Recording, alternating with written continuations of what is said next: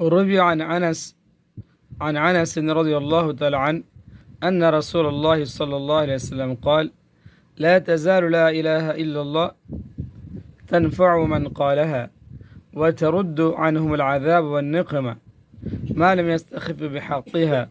قالوا: يا رسول الله، ما الاستخفاف بحقها؟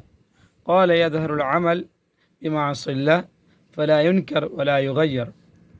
It has been reported by Hadrat Anas radiallahu ta'ala an that the Holy Prophet sallallahu alaihi wasallam said, so long as a person says La ilaha illallah, no one is worthy of worship but Allah, he receives spiritual benefits and is saved from miseries and calamities unless he neglects its rights. His companions said, O Messenger of Allah, sallallahu alaihi wasallam, how are its rights neglected?